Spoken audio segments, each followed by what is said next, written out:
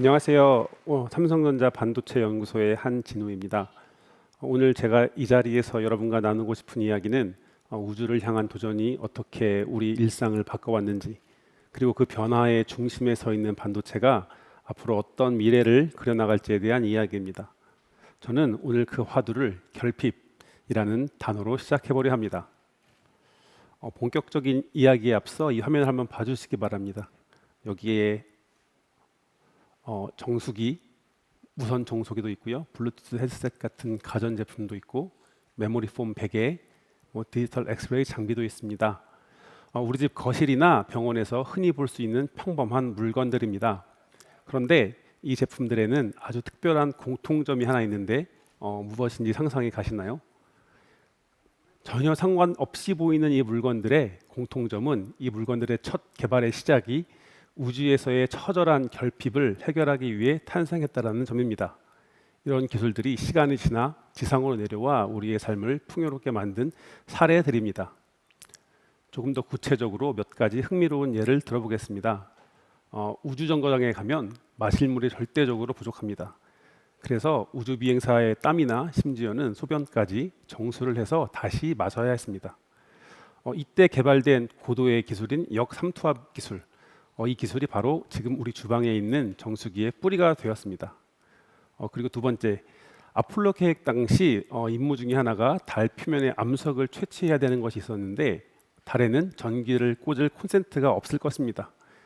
그래서 선이 없어도 강력한 힘을 내는 배터리 기술이 절실히 필요했고, 그 당시에 그 기술을 개발한 회사가 우리가 알고 있는 세계 최초의 무선 청소기를 출시하며 우리의 일상을 바꿔놓았습니다. 여기 계신 여러분이 오늘 아침 무선 청소기를 돌리셨다면 여러분은 이미 우주 기술의 혜택을 입으신 겁니다. 그리고 세 번째, 우주에는 흙도 햇빛도 없습니다. 그런 우주정거장 환경에서 채소를 키우기 위해 연구됐던 우주 상추 재배 프로젝트가 있었습니다. 식물 성장에 가장 효과적인 특정 LED 파장을 찾아내고 영양분을 효율적으로 공급하는 이러한 시스템, 이러한 기술들은 현재 도심 한복판에서 채소를 기르는 실내 스마트팜 기술로 진화했습니다. 이처럼 척박한 우주 환경에서 부족함을 이겨내려는 우리의 노력이 결국 시간이 지나 인류의 보편적인 풍요로 전환된 사례들입니다. 반도체 역시 이 흐름에서 예외가 아닙니다. 반도체 역사에서 직접 회로는 노벨상을 받은 것으로 잘 알려져 있습니다. 그런데 잘 알려지지 않은 것 사실 중에 하나가 이 직접 회로를 세계 최초로 대량 생산한 그 결정적인 사례가 바로 우주 개발이었습니다. 1968년 아폴로 프로젝트에서 아폴로 유도 컴퓨터라는 이러한 컴퓨터를 만들기 위해서 세계 최초로 직접 회로의 대량 생산의 주문이 이루어진 게 직접 회로의 첫 시작이었습니다. 그리고 가운데 그림을 보시면 우주에 가면 우주에서의 반도체의 단 한 번의 오동작이 곧 큰 재앙으로 연결될 수 있습니다. 그래서 어떤 아이디어를 냈냐면 세 개의 회로에 동일한 계산을 하게 하고 그 중에서 2개 이상이 결정한 그 결과를 우리가 실행에 옮기는 이러한 다수결로 결과를 결정하는 이러한 설계 기법, 이런 설계 기법은 1960년대 세턴 5 로켓처에 처음 쓰였습니다. 그런데 이 동일한 이 기술이 지금 현재 어디 쓰이고 계시는지 아시나요? 바로 사람의 생명을 담보로 하는 자율주행 자동차의 반도체에 우주선만큼의 신뢰성을 요구하기 때문에 이 아폴로 시대에 개발되었던 이 다수결 설계 기법이 오늘날 우리의 그 도로 위를 지켜주는 이런 안전 기술이 된 것입니다. 가장 오른쪽 세 번째 화면을 보시면 여기 좀 거친 사진과 선명한 이 두 가지의 모나리자 사진이 있습니다. 이 사진은 1977년 보이저호가 목성 근처에서 지구로 전송한 사진입니다. 수십억 킬로미터 밖에서 전송된 데이터는 전송 과정 중에 데이터가 깨져서 왼쪽 그림처럼 불완전한 상태로 들어옵니다. 하지만 과학자들은 이런 데이터에 수학적인 복원 코드를 더해 전송하면서 오른쪽 그림처럼 선명하게 복구할 수 있는 이런 오류 정정 기법을 개발할 수 있었습니다.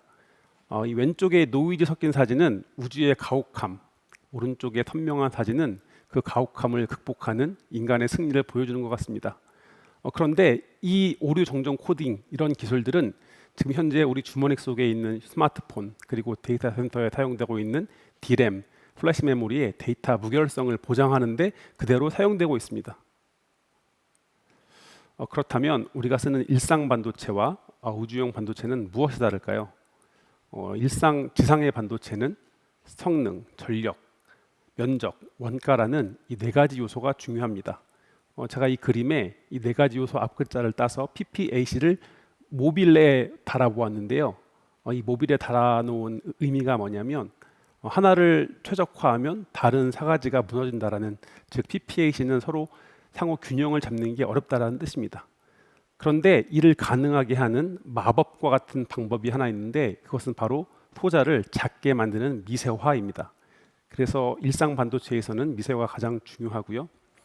오른쪽에 우주 반도체는 신뢰성, 가용성, 유지 보수성, 안전이라는 네 가지 요소 RAMS를 나무에 빗대어 보았는데요.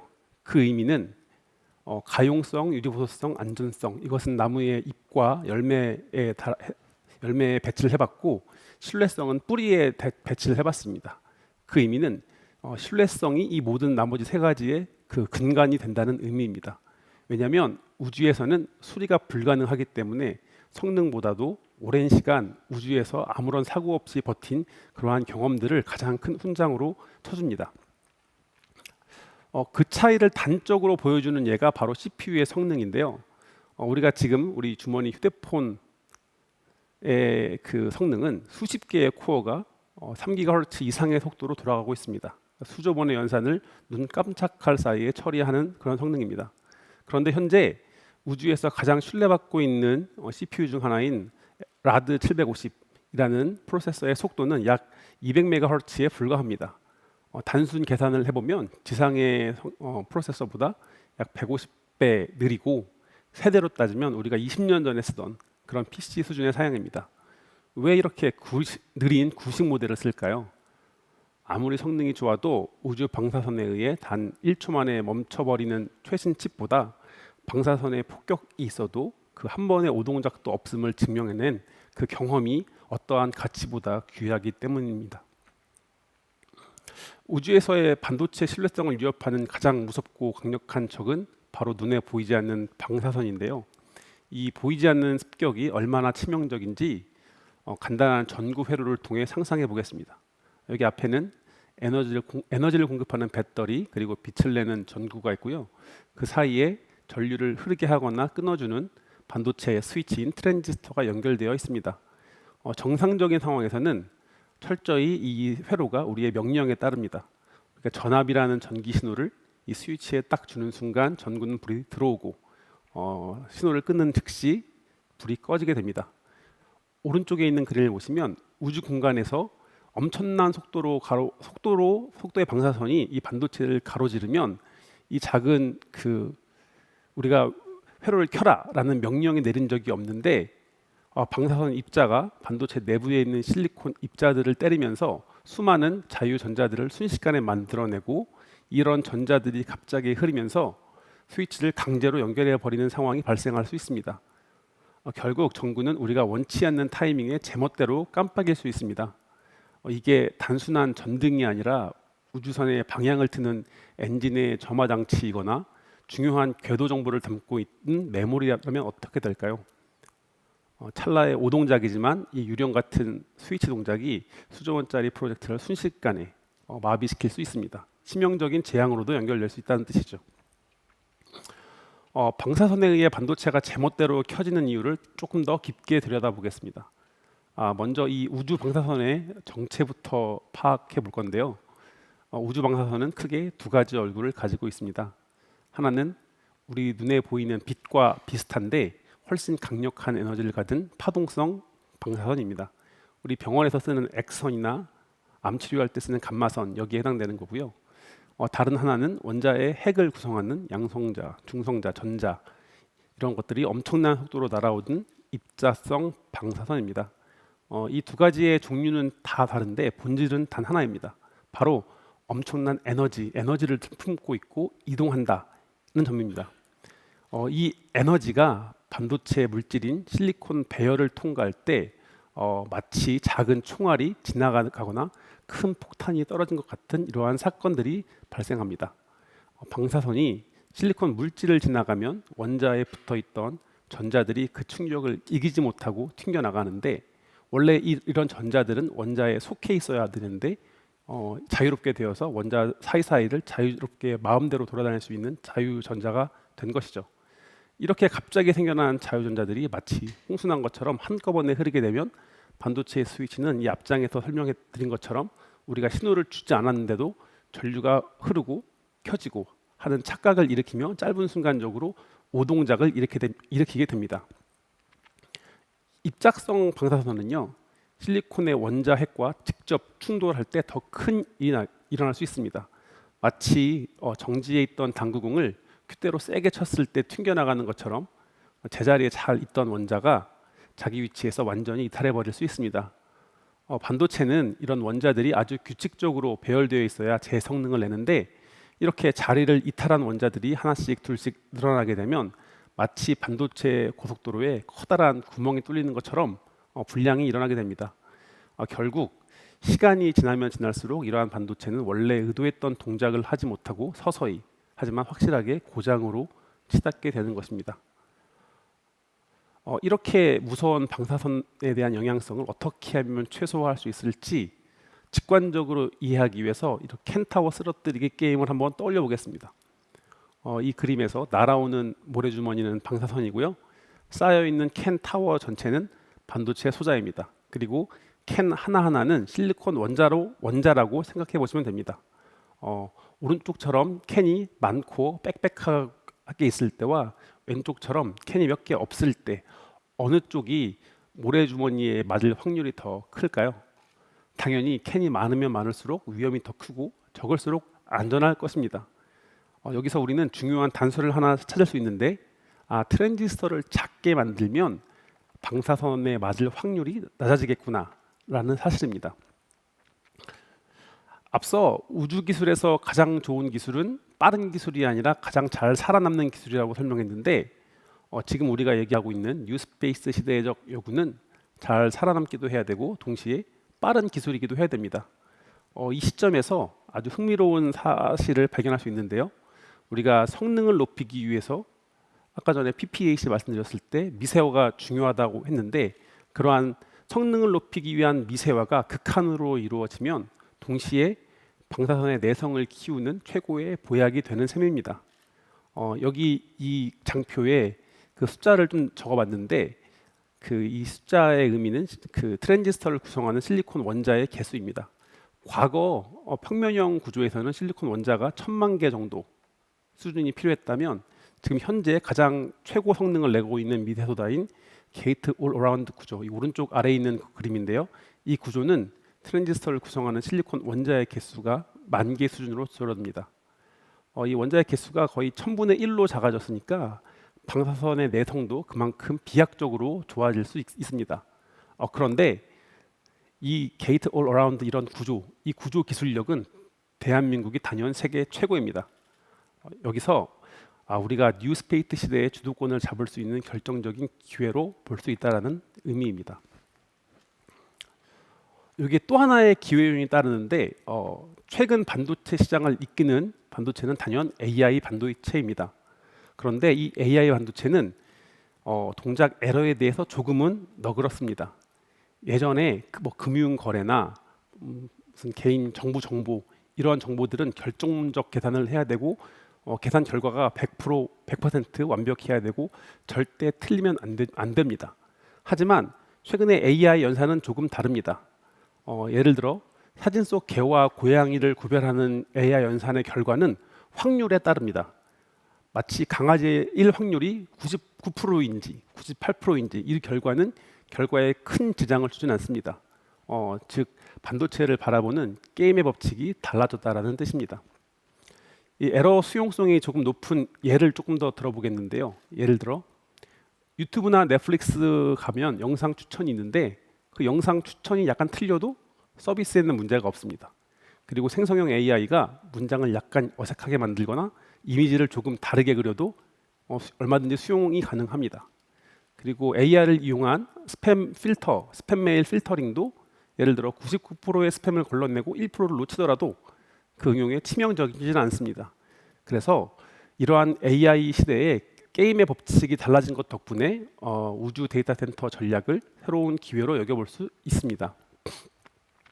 결국 뉴스페이스 시대의 핵심은 성능과 신뢰성이라는 두 마리 토끼를 동시에 잡는 솔루션을 찾는 것인데 게이트 올 어라운드 기술처럼 방사선 내성을 갖춘 파운드리 기술로 그리고 AI의 확률론적 특성으로 연산의 효율을 높인다면 우리는 올드 스페이스 시대의 거북이처럼 느린 우주용 반도체의 한계를 뛰어넘을 수 있을 것입니다. 하지만 마지막 난관이 있는데 바로 열입니다. 반도체는 일을 하면 할수록 열을 냅니다. 그리고 성능을 높이기 위해서 전력을 더 공급하면 더 많은 열을 냅니다. 그런데 우주는 공기가 없는 진공이라 열을 식히기가 너무 어렵습니다. 성능을 높이자니 뜨거워지고 뜨거워지면 문제가 생기니까 다시 성능을 낮춰야 하는 이러한 역설적인 상황, 마치 로켓이 날기 위해 연료가 필요한데 필요한 연료를 많이 쓰면 많이 쓸수록 로켓 추진이 반대로 어려워지는 이런 로켓 연료 파라독스처럼 말이죠. 이러한 역설을 어떻게 하면 풀 수 있을까요? 이 연구에 따르면 그 반도체가 낭비하는 전력의 거의 대부분은 데이터가 한 곳에서 다른 곳으로 이동할 때 데이터 이동에 전력이 소모됩니다. 그래서 데이터의 이동 거리를 최소화하는 기술이 가장 중요한데 이러한 기술을 우리는 차세대 패키지라고 부릅니다. 이 메모리와 로직 반도체를 하나의 패키지에 통합해서 쌓아서 연결하는 이러한 기술은 전력 소모를 줄이면서도 우주의 좁은 공간에 최적화된 가장 강력한 무기가 될 것입니다. 메모리 반도체, 게이트 어라운드 파운드리 그리고 이런 첨단 패키지를 한 번에 종합 최적화할 수 있는 원스톱 솔루션, 이러한 원스톱 솔루션이 있는 곳이 세계에서 유일하게 우리나라뿐입니다. 그렇기 때문에 뉴스페이스 시대에 주도권을 잡을 수 있는 결정적인 기회가 또다시 있을 거라 생각합니다. 우리는 이제 거대한 전환점의 시작에 있는데요. 지난 60년 올드 스페이스 역사를 돌아보면 철저히 우주에서의 결핍이 개발을 주도를 했고 그게 시간이 지나 지상의 풍요를 만든 시간이었습니다. 하지만 2020년대를 기점으로 시작된 뉴스페이스 시대는 그 방향이 정반대로 바뀌고 있습니다. 이제는 지상의 결핍을 해결하기 위해서 우리가 우주로 진출해야 되는 상황이 된 것입니다. 폭발적으로 늘어나는 AI 데이터 센터를 지을 부지를 찾기 어렵고 데이터 센터가 소화해내는 막대한 에너지와 열기를 식힐 물이 너무나도 많이 듭니다. 그래서 우리는 이제 우주로 눈을 돌릴 때인데 우주의 무한한 태양광 에너지 그리고 영하 270도의 차가운 우주 공간은 지상이 가진 결핍을 채워줄 수 있는 보류가 될 수 있다고 보는 것입니다. 과거 올드 스페이스가 국가 안보, 국위 선양을 위한 정부가 주도하는 도전의 장이었다면 오늘날 뉴 스페이스는 우리의 일상을 풍요를 지속시키고 문명을 다음 단계로 확장시키기 위한 거대한 인프라이자 기회의 땅이 될 것입니다. 마지막 장인데요. 발표를 마무리하고자 합니다. 우리가 꿈꾸는 이 거대한 우주로의 도약은 결코 기업 하나 혹은 산업계의 노력만으로는 완성될 수 없습니다. 정부는 민간 기업이 마음껏 뛸 수 있는 운동장을 만들어줘야 하고 우주 반도체 평가를 위한 기초 인프라가 수축 같은 정책적 지원 그리고 국가 간 경쟁이 본격화되기 전에 우주 궤도와 주파수를 선점하는 전략적인 리더십을 발휘해 주실 거라 믿습니다.